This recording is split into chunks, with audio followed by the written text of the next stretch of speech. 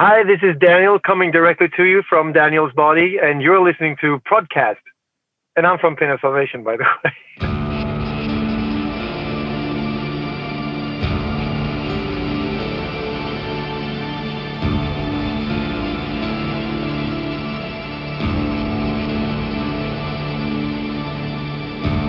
Welcome back to the Progcast, everyone. My name is Dario. I'm your host, and this is episode 71. It's the second episode this week already, and there's a special occasion because of the new Pain of Salvation album coming out today, actually, because this episode is gonna come out on Friday, the 28th of August as well. And I'm really happy to have Daniel on the phone.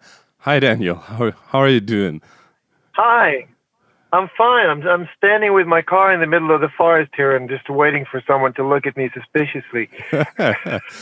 That's the most interesting interview spot I think I have had so far. It was this or a graveyard, and I think this is the better choice, between the two. All right. Yeah, there's a new Pain of Salvation album coming out, the first one since In the Passing Light of Day, that was released in 2017, and I think every Pain of Salvation fan or everyone who's familiar with the band knows how important In the Passing Light of Day was for you personally, and of course for the band also. And then a couple of years passed, a few changes in the band, and here you are with the new album. Why don't you start with picking it up after the release of In the Passing Light of Day, and tell us a little bit how things led to Panther. I think it grows fairly naturally out of The Passing Light of Day, because both sound-wise and lyric-wise, it is definitely, children of the same idea, the same concept, if you will. So you had Full Throttle Tribe, which was in many ways the song that led us into the soundscape that we wanted for In the Passing Light of Day, which was when I started adding some out-of-tune keyboards that were sort of like going up and down, and running fuzz pedals through noise suppressors, and finding some sort of ugly beauty, imperfect perfection, or perfect imperfections. And we started pulling that album into that sound and that world. And I just felt after that album was done and released, I still felt curious and hungry, to see, just, go further down that rabbit hole. From, especially from a sound point of view, like starting there instead of pulling it into that world, using that as a point of departure. And that was the birth of the Panther sound in many ways. Obviously, to us, it's been a much slower and more organic process, since we've been there every day, for these 3 years that have passed. And concept-wise, it's basically the same thing. Like I was dealing with sort of being atypical in the song Full Throttle Tribe, and that's where I just started, I kept digging in that end. So in a way, you could see like Passing Light as some sort of tree, and then you have branches and a new tree coming out of, like, growing sideways out of Full Throttle Tribe, I guess. Okay, well, I mean, Pain of Salvation has always been like your main baby, your main child, and you've been the driving force since the beginning, and also the main songwriter for the most part. Now there has been a few significant lineup changes as well, or like one significant lineup change, of course, between the last album and this one, and that would be, of course, the departure of Ragnar and the return of Johan Hallgren. Has that affected the writing and production process in any way? Yeah, obviously. I mean, since I was writing with Ragnar and did appreciate that a lot, it was a hard blow. That whole things went sideways in a way that I did not predict, and still, like, we don't really understand what happened there. And that said, it was also, I guess, like everything in life, it comes with a cost and some silver linings. And obviously, one of the silver linings would be that Johan returned to the band, and that has definitely made the entire social climate very warm again within the band, and that was a very nice, a welcome change in many ways. Yeah, you mentioned the path that you chose with, or that you started to go down within the passing light of day sonically, with kind of new ideas to the Pain of Salvation world, sound world, so to speak, and that you kind of explored them further in Panther, not only the lyrical themes, but also the musical ideas and musical words, where you kind of dabble in and explore more.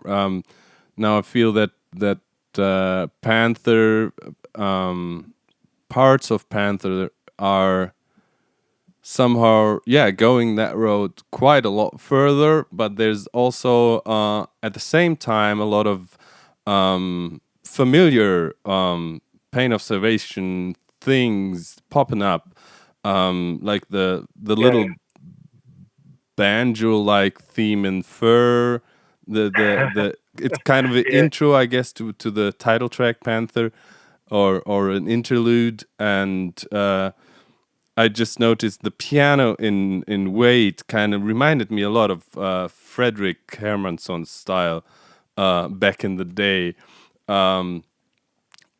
So do you have the feeling as well that while incorporating these new sonic ideas and worlds, like more electronic stuff, and also production wise, like the vocal production in some points is also kind of new, this modern style for Pain of Salvation, but like still keeping old trademark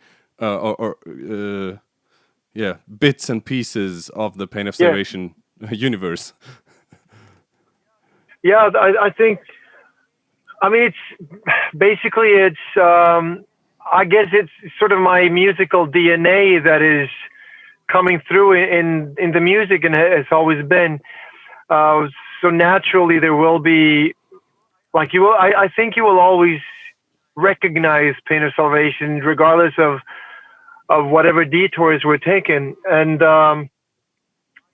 I realized somewhere along the line that I've always been attracted to music that comes from passion and has a driving force based on passion and frustration and honesty and curiosity. That to me has always been music that attracts me and that I've become interested in. Music that seems to be wanting something and seems to be on its way to something. Whether that be out of passion or frustration or a combination thereof. And I felt as a kid, it was so natural to be attracted to the hard rock and the metal industry at that point, because that's where the courage was. That's actually, that's where music sounded like, in a way it didn't, it hadn't really sounded like that before. So it was based on the same components and tools as basically all of the music that we have, but it still had something. It was standing up for something and standing up against something, and it was sort of like, what the music that at that point seemed to be the bravest, and that was going somewhere. And I still feel that for me, if metal and hard rock is to make any point at all, it needs to stay brave. And I think that it at least over periods, those are music styles, together with any prog music style, that have a tendency of stagnating. And I think that's a danger to this music style. And my driving force will always be curiosity, trying out of frustration and passion to get somewhere and investigate other paths in music. To me, that's a way of, I guess, redefining whatever relationship I have with music. It's a deep and profound relationship, and I really love music, and therefore I need to invest myself into that relationship at any point.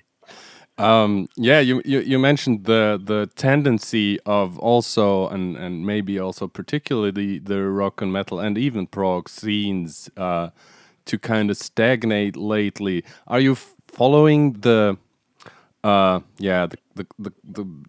scenes or the bands that are in these scenes? Are you still following the let's say the current prog and metal scene, or are you looking for inspiration elsewhere nowadays? The thing is, I have never really, I guess when I was like in my lower teens, I think I sort of followed hard rock and metal in the sense that, you had like music magazines and you would get those. I was going to say buy, but obviously, your parents, they were the ones buying them back then for you. And, I was collecting posters and whatever, reading everything about these artists. But that was probably the last time that happened. I have this way of becoming sort of like magnetically attracted to whatever I hear that rocks my boat. And I have very little concern about where that is. Like if all of a sudden I hear this great country song on the radio or in a TV show or whatever, I will, just be totally moving towards it. It's like it's really getting my attention. And from there on, I will sort of maybe search my way deeper into that if I feel that it's interesting enough. So I guess that's been like for as long as I can remember, I've been focusing so much on making music and being in music that I don't really go out looking for music. It needs to basically, I was going to say I need to stumble across it, but basically the music needs to stumble across me. A lot of the music that I listen to today are the result of seeds that have been placed, through watching TV series or my kids come home and they play something and go like, listen to this. And all of a sudden, every once in a while, something will just, kindle your passion for what's happening. And you go, oh, that's cool. What is that? So I have to say that I think that one of the strengths probably of the band is that I think all of us are, or at least most of us in the band, not very much into following music styles at all. We just listen to whatever music we think is good, and that can come from whatever source. We don't really care that much. Yeah, I totally agree, and I think this is also very important if you want to stay progressive in the original sense with the music you're making, like not only listening to music that is considered progressive just because the term was slapped onto it. I see your point. And I have to say too that, because I get the question every once in a while, like if this is like an intentional move in order to stay progressive, but I don't think that we've ever like intentionally thought out to be any specific music style. We never went into let's do progressive metal, or we've just always made the music that we like, I guess, and especially me, since I'm composing almost all of it. That is the main concern, and then we get placed where we get placed, and we don't really feel that we have to defend any sort of label that we get or any music style. There was a time when I was in my early 20s when we, I guess, tried to, to avoid getting labeled something or endorse being labeled as something else or whatever. I think we came to the point where we just didn't bother that much, because in the end, the most important thing is that people listen to your music and they can like it or not like it, and sometimes labels will get in the way, and sometimes labels will help you, because in the end, it's a matter of communicating and making some sort of simplification of what it is to expect. And if people expect traditional prog metal, I think they might be positively surprised. And if they don't, then that's fine too. So it's just, I guess we are what we are, and that's fine. Whatever we want to be, whatever you want to label us, we'll accept it. We've come to that point. All right. Staying at the production side a bit, I was really curious about how did you approach for once the vocal production, particular, like as I said earlier already, in songs like Wait, or I think also the title track. I didn't have the time to listen to the promo enough times to fully immerse myself or to fully know the album by now. But there's certain points in the album where it's obvious that you started to play with vocal production in a way that that I think we haven't heard from you before. Before it was like I think throughout the Pain of Salvation discography was always like your voice is of course mostly the center of attention, and also this emotional and passionate approach that you just mentioned about the songwriting actually, but it always shone through in your vocal delivery, of course, and it was, I always had the feeling that you try to keep it very, very warm and very natural, the vocals as they are. But now there are some points where you started to use some electronic effects and stuff on your vocals that are of course drawing from some more modern production and sound worlds. So how did you come to include them into the Pain of Salvation sound? Most of them are actually, there are good sides and bad sides with how production is executed these days. And one of the good sides is that, and bad sides is that you can spend a lot of time just working on sounds and working on whatever you have recorded. For some of those things, it was basically a haphazard accident or whatever that led to it. Like for Wait, for instance, I was recording demo vocals, and because I just wanted to show the idea, and I think it originated in the fact that there was a lot of noise around me, so I just cut away a lot of the low end, and instead of doing a second take, because there was some sort of off key thing for one of the harmonies for the chorus. It was just I felt like it's easier, just put some auto-tune on there to sort of make just for the demo, and in the end, of course, this always happens. I started to really like small details of what happened, up to the point where I found myself re-recording one single word 80 times or something like that when I was doing the real vocals, because I wanted that haphazard accident that happened. I wanted to sort of reproduce that, but with the right lyric, because I didn't have the right lyrics. I changed the lyrics instead.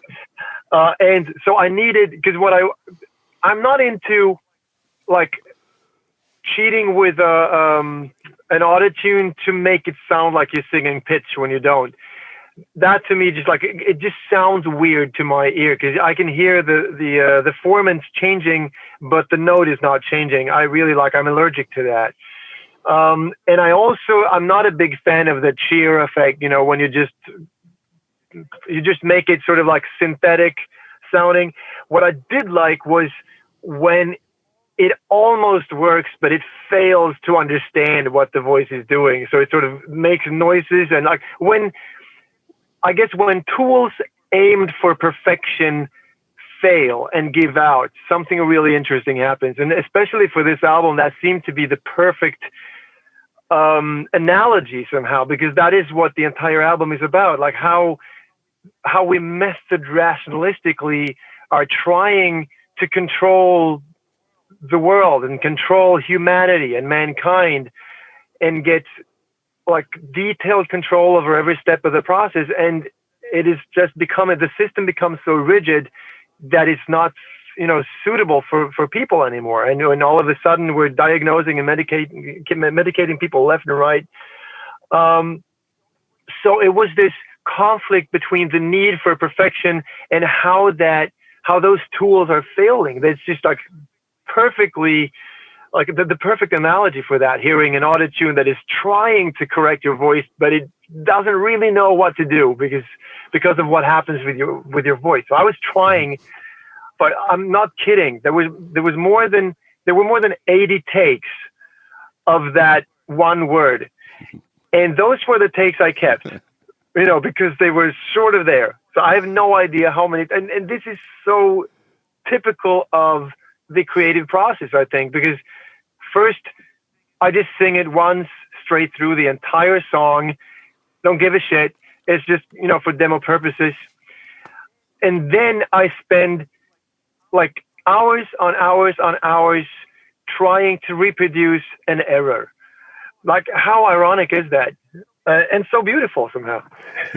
that reminded me actually of some liner notes I remember from Road South 2, where I think you wrote that it was Into the Wild, and like you were singing another lyric like 10,000 times all together in the studio before, and then you changed the lyrics again.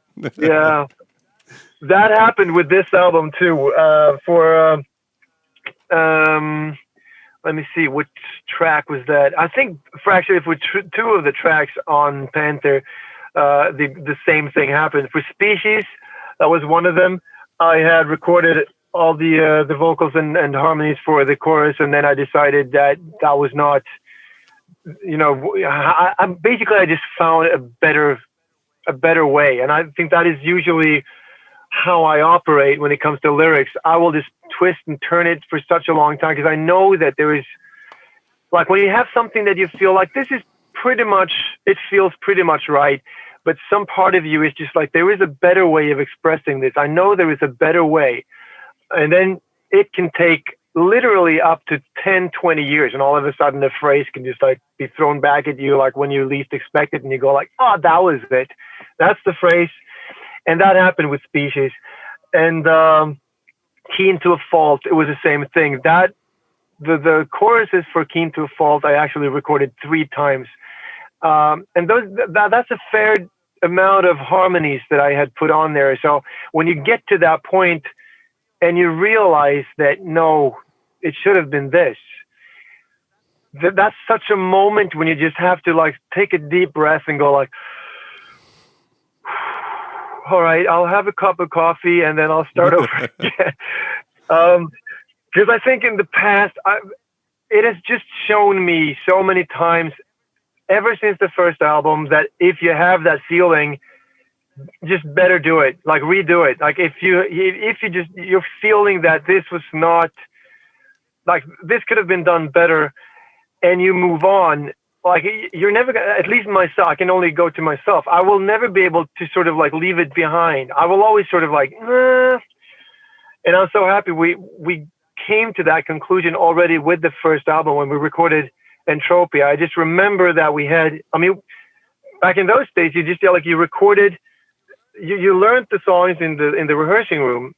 You had to be able to do a demo recording. And then after the demo recording, you went to the studio, and then you just started all over again. So we were going to record people passing by, and we recorded it. And like what we did back then was that me and Johan Langell on the drums, we would record drums and just like a temporary guitar, just to run through the entire song. And then we would add all of the other instruments. And so we did that with people passing. And we just had this nagging feeling that the tempo is too fast. It is too fast, but it's going to be fine. And we just kept going. We kept adding layers and instruments. And then we were just about to record the vocals, and like all of us, we were just like, it is too fast. Like the song is too fast. So we had to make a really tough decision where we went like, all right, you know what? We're going to start over. And we actually scrapped the entire recording, like almost a finished version of People Passing By. And we started over, making it a lower tempo. And I'm so happy we did that, because still on the album, the tempo is too fast. I mean, it's still faster than the demo, and it still feels like it's not really getting into the groove that we had for the song before getting into the studio. So I think the lesson we learned already back then was that if you feel that it's not entirely where it's supposed to be, just, don't think about it, just redo it.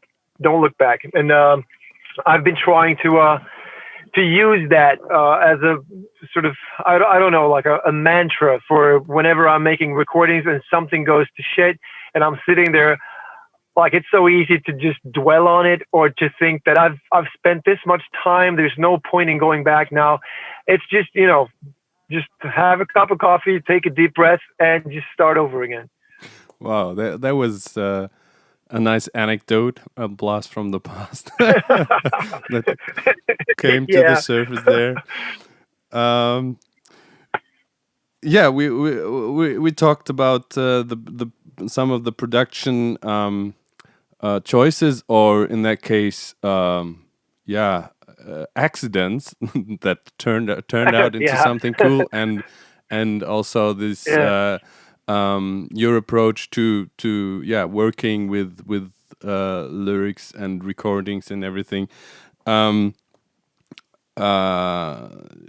Talking about the compositional process, and like the end product is always the song, and the song has a certain sound, and of course song structures are a lot freer in the type of music that you're doing, whether you will call it prog or not.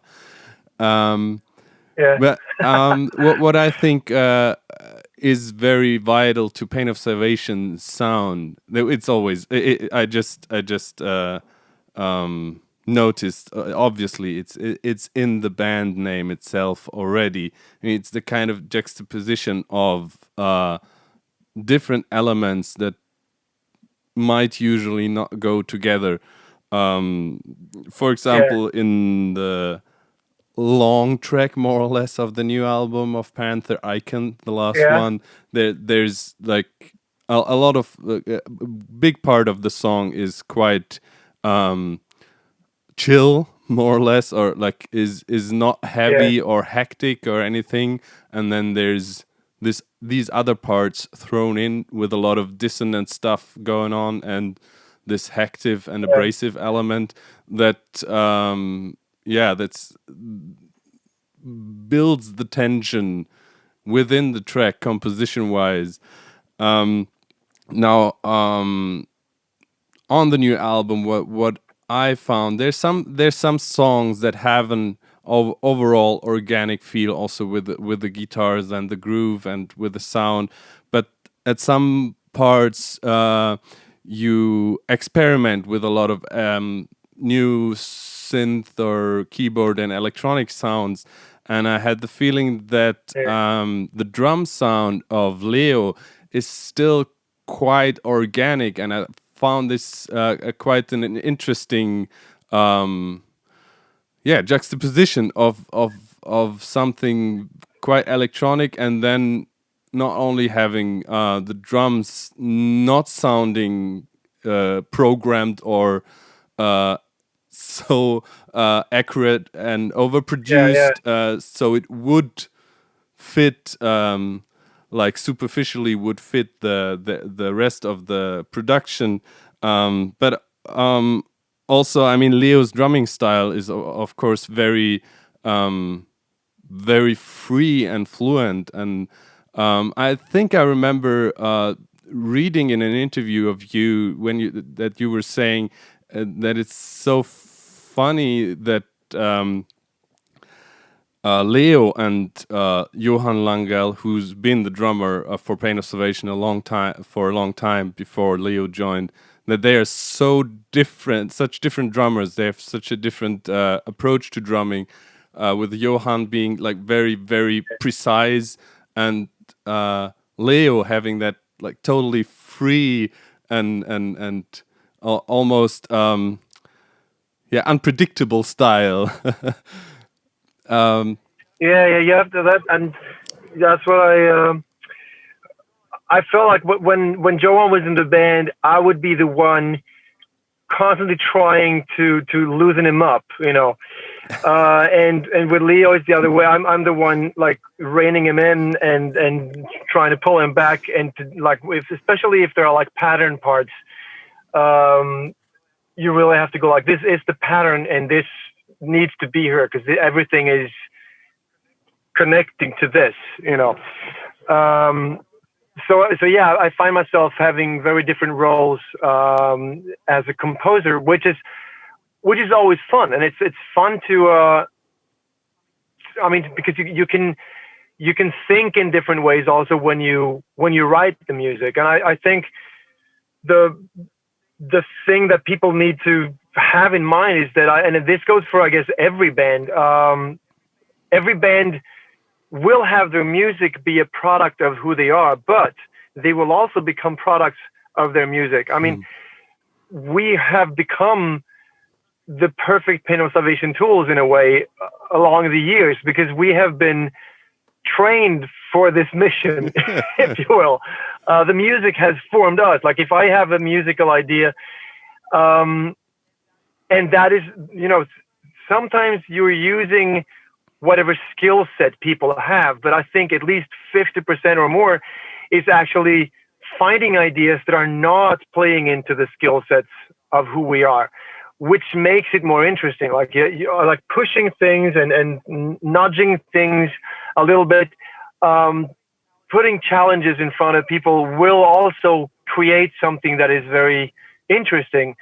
And I keep doing that to myself as well. Like if I have an idea for something, I'm like, this is so uncomfortable for me. This is not in my comfort zone, but this is what I want. And then you have to adapt to it, whether that is learning something that you have to be able to play, or something that you have to use your voice in a new way, or having to make music videos where you're not in your comfort zone. Like whatever it is, like the artistic idea has to go first. And I think when you've decided that for yourself and as a band, it is much easier to make decisions because you know that, all right, this feels unnatural and really like uncomfortable, but it will be a cool thing. This is what we want. So we let's just do it. And then we just go there. Mm-hmm.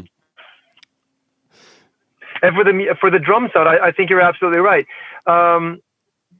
It is organic, and to me, a lot of the important factors of Panther is that constant strain between the coldness and the organic, the Panthers and the Dogs, the administrative versus the passion. All of that is like an ongoing conflict, but also something that makes the music make sense in a way. Because there is interplay, and I think that the album Panther is born in that intersection between those different elements, and that is a necessity for the album to become what it is in a way.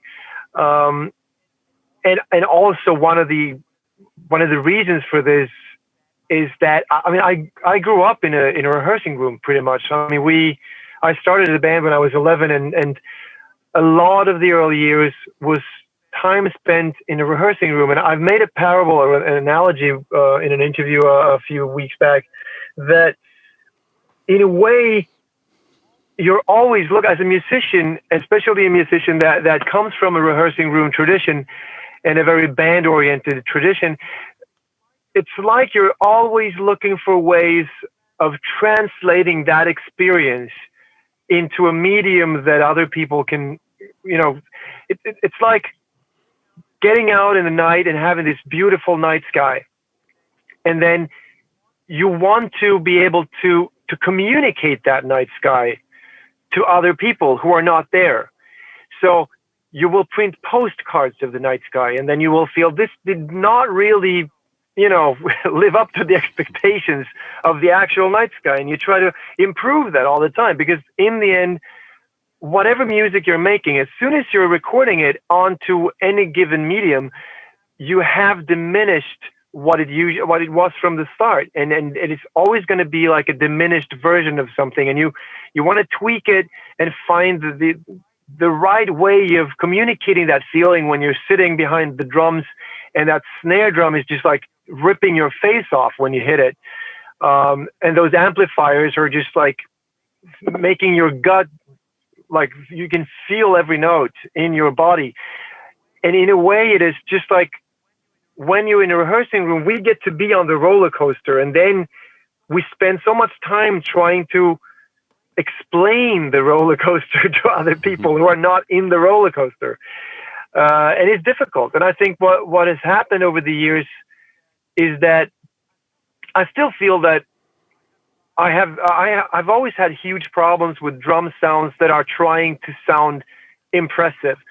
Because 99% of the times, I just think the drum sound is what you get when you're sitting behind them. Like that power that you get from the drums, that is the best way. And you do not have silly fucking sound and reverbs on that. And you don't have like a scooped bass drum on that. That's not how it sounds. That's just lame sort of like production stuff.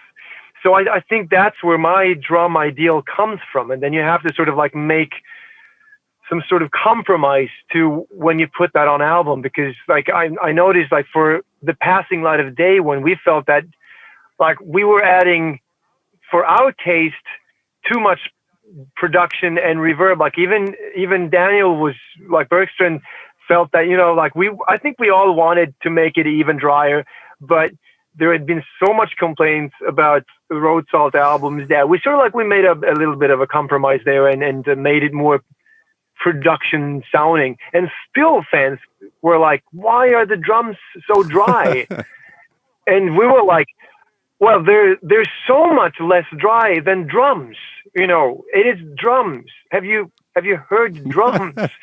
And so that is, I mean, there's always that sort of weird interface between yourself as a musician and the receivers on the other end, and you have to sort of like calculate that offset and try to make it make sense to both us and to them, to sort of understand where they will get that same feeling that we get when we're in a rehearsing room. And obviously over the years, you will, like how things are these days, you don't spend the same amount of time in the rehearsing room. Mostly when we spend in the rehearsing room, we're rehearsing songs for tours and stuff like that. No one is 20 anymore, and I'm not 46 anymore. So naturally, like a lot of the writing process, like that in the beginning would have been me telling the other ones what to play in the rehearsing room, will now be me like writing it in my home studio, pretty much like I did for Remedy Lane and for the B album, and then to a big extent for the Perfect Element album as well.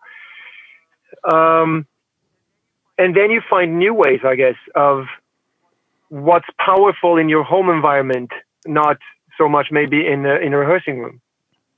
I was just gonna say there's a couple of Tuesdays more have passed. Yeah, definitely.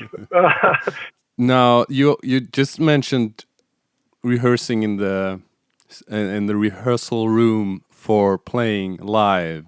Now, obviously, right now that's a little bit difficult for various reasons. Of course, there's still this big thing that's holding the whole world kind of hostage. Yeah. But I mean, you're also a bass player, short.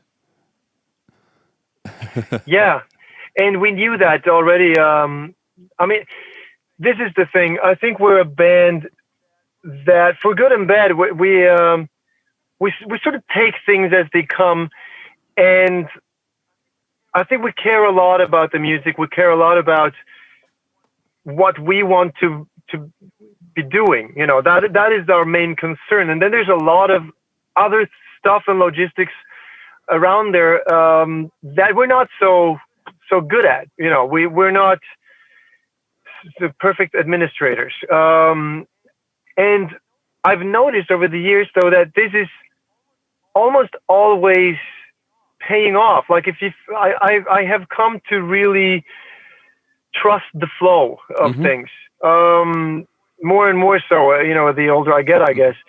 And the thing is, like, back in, say, October, November, we were in the studio recording drums for Panther, and there were several things that were just not. Some things were just not panning out. It was really difficult because we knew that the album was going to be released sort of like, you know, in the summer. Yeah. And it was expected of us to tour at, you know, at the end of summer. And we knew that there were people in the band and around the band that were going to have babies at that point. So that was like looking really complicated. Also, we heard from Gustav that he was in a very, we sort of got that, you know, he was really stressed out and he was not feeling very good for months, and he was really stressed out by his work and all his commitments and everything. Yeah. So we didn't put any pressure on him at all, and just like, you know, whatever happens. You know, the important thing is that he gets, you know, time to sort of recuperate in this situation. And we learned when we were in the studio that he was going to quit all of his music commitments and just focus on his day job for a time that he did not know at that point at all. Which, you know, and I think many bands would have just maybe even stopped what they were doing and started to try to solve this problem. But we were sort of like, you know, take the time, do whatever you need. You know, we'd rather have a Gustav in our lives than a bass player. You know, that's more important. Your health and you will always be more important. You know, so we just kept going, not knowing if we could make any tours, which was a big problem, and we also knew that we had a festival coming up.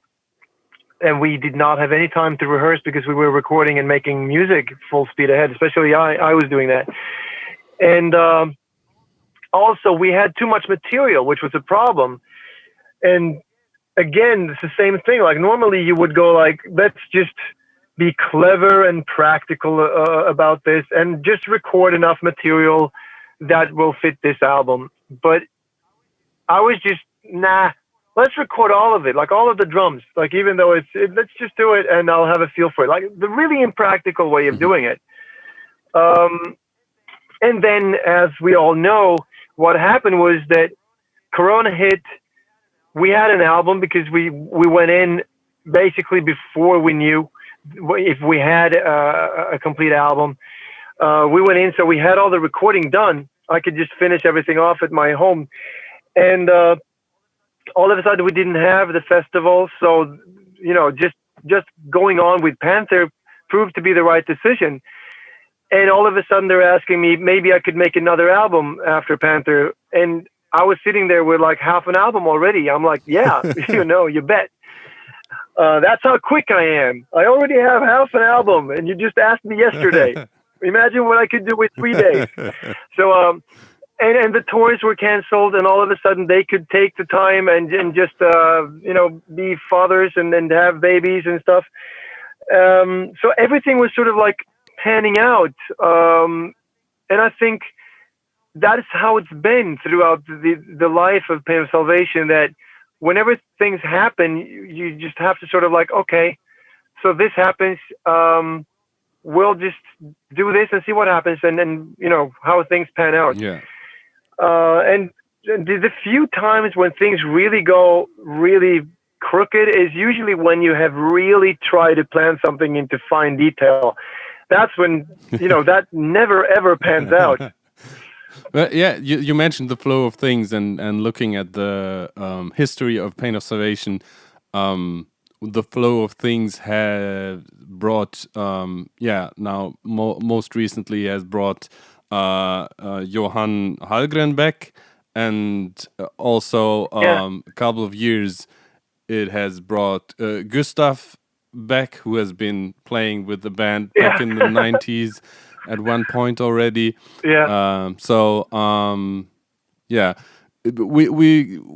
can't see in the future as much as we can't say when proper live touring is gonna be possible again. So for the time being, you're not under pressure to find a new bass player or keyboard player. I mean, D2 could also take up the bass again, right? Yeah, I mean, we have options. And see, that was also like one of the things. Like, I was sitting on an album where a few of the songs did not really have like bass on it. I mean, it was like synth bass or just low guitars. Because I mean, that is something that people should keep in mind when they hear the album. That a lot of the stuff that you might not think are guitars are actually guitars. Like for Panther, the song Panther, you actually have 14 tracks of guitars. And so that was like when we sent the demo to the management and label, they both came back with, "Oh, it's a great song. Maybe you should add some guitar." And I'm like, "You mean on top of the 14 that are already in there?" It's like the most guitar heavy track that we've ever made. It's just that the guitars, don't necessarily sound like typical guitars. And for me, that is again one of the things when it comes to metal. When people say it's not metal enough, first of all, I don't care. And secondly, if you like metal, are you actually liking metal, or are you liking a specific amplifier? Like, are you a fan of metal, or are you actually a fan of Mesa Boogie amplifiers? I mean, you have to make up your mind, because to me, they're not equivalent. To me, it is whatever courage and passion and intensity you're bringing into the music, and whatever emotions you display and use the music as a vehicle of, that to me is the heart of metal, much more than whichever amplifier you're using for your guitar. I just have to say that. But actually, one very last thing before I let you go. We like to do a little section in our Progcast that we call "What's in Your Walkman?" So, is there anything that you've been listening to lately that was not Pain of Salvation that you would like to give a shout out to? Be it like well known or some obscure, smaller stuff, old, new, whatever. I have to say, like, one of the albums that has impressed me the most over these last months was the last album by Leonard Cohen. Oh my goodness, yes. Yeah, and the thing is, I thought I owned the last album, because obviously You Want It Darker came out basically on the same day when he died. Right. I mean, it was just like so close. And that album just hit me like a brick in many ways. Same here. And I didn't realize that there was one album coming out after that. The album that he was working on that his son and the musicians finished in his absence, because he made them promise that if he died, they would finish that album. And they did. And it's like, it has maybe 4 of the strongest songs that I've ever heard in my life. It's so amazing. Because the thing is, like, you grow up and you have your idols, and a lot of them will sort of like stagnate and start writing the same stuff over and over again.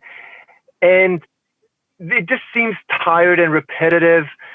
But with Leonard Cohen, you just realize that there is an option. You can actually continue through life and maintain and nurture that frustration and that passion and curiosity, regardless of the fact that his voice is pretty much always the same. Yeah.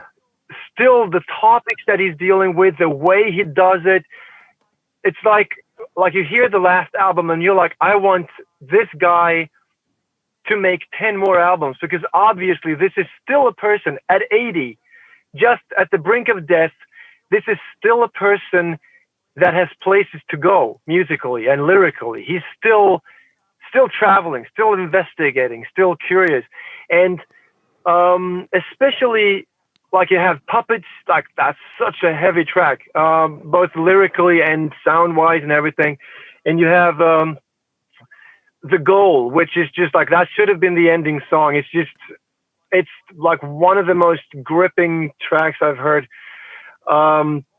Also because you know that this is right before he dies, of course. That gives that definitely an extra layer to it. And the 2 opening tracks, or like I'm not sure that they're the opening tracks, so let me name them instead. Happens to the Heart and Moving On. There is yeah, exactly. Oh yeah, so those are the 2. Just amazing tracks, both of them. And that's been on rotation. And I did Your Journey there. I went actually back and I listened to the entire catalog of Leonard Cohen, and I realized that I really love his first 2 albums, and I really love his last 2 albums. And that is, saying a lot, I think. Yeah. And also, like, I remember being a kid and you heard the first We Take Manhattan song, and it was sort of like a synthy, sort of poppy song. You didn't give much thought about it at that point. Now, when you listen to it, it just struck me when I heard it, like as a grown-up, that the first sentences in that song might be the best opening sentences of a song ever. Like, it's just such a strong first line. This sentenced me to 20 years of boredom for trying to change the system from within. Yeah. I'm coming now. I'm coming to reward them. First, we take Manhattan, then we take Berlin. It's just how good is that? It's just amazingly good. So I've had a lot of Leonard Cohen on rotation, and this song Griptide by Barbarossa has also been a lot of rotation. Some 21 Pilots, and this artist called Fink. He's got a song called Pilgrim, actually. And the long version of Pilgrim by Fink is also one of those tracks that lyrically is amazing, and it just has such a slow burn. It's like 7 minutes of like a constant slow crescendo. That is just amazing. And like, if you listen to that in your car, especially after a few listens, when you get it into your system, whatever speed you're driving at, you will drive 30 to 40 kilometers per hour faster towards the end of the song. It's that one of those kinds of songs. That's actually, like, Barbarossa and Think is will be new discoveries for me. I'm really curious about them now. Before we go, my contribution to the playlist and to the What's in Your Walkman section for this special episode would be a band from Sweden called Prehistoric Animals. Have you heard about them? Yeah, I've never really heard a lot of the music, but yeah, of course. I mean, That's really cool. I mean, Daniel McDitch, who used to play with Pain of Salvation a long time ago, is the guitar player with them, and they are preparing to bring out, release their new album on September 30, and the new album is called The Magical Mystery Machine, Chapter 1. And the first single, we were happy and very proud to present the first single on the Progspace, and the first single is called Floodgate. It's already out. It's the opening track, and it's amazing. And I implore you to go listen to it. I will add it at the end of. I will add it at the end of the of the that's cool. playlist. Yeah. Yeah, that's awesome because I've been so heavily into the Panther album and all of that. I've met him several times, and we've talked about. I mean, we played together in this side project, just like for fun, and I've been really curious about what the music they do now sound like. So I've always felt like as soon as I'm sort of like done with this and I can go to another source, then I will definitely check that out. Yeah, that's a good reminder. I'm definitely interested in doing that. I'm happy you're eager to listen to that now, and be on the lookout for the album, because the title track is even more gooder, even better. Yeah. All right. That's cool. Thank you so much for taking your time, Daniel. It was a pleasure to have you on the show. I wish you all the best with the release of the new Pain of Salvation album, Panther, that's coming out on August 28th, the same day as this episode drops. And thanks so much for being on the show. All the best, and I hope we'll see each other next year somewhere on the road. All right? Fingers crossed. Absolutely. Okay, thanks. So, yeah, it's going to be great. Thanks to the listeners for listening. Thank you guys for tuning in. Take care of yourselves, take care of your loved ones, and listen to great music. The Progcast is a production of Stuus Media and is recorded at the Moonbase Studios in Munich. It is produced by Randy M. Salo, Janine Stengel-Lewis, Blake Lewis, Kai Metzner, and Dario Albrecht. Our theme music is by This Is Not an Elephant.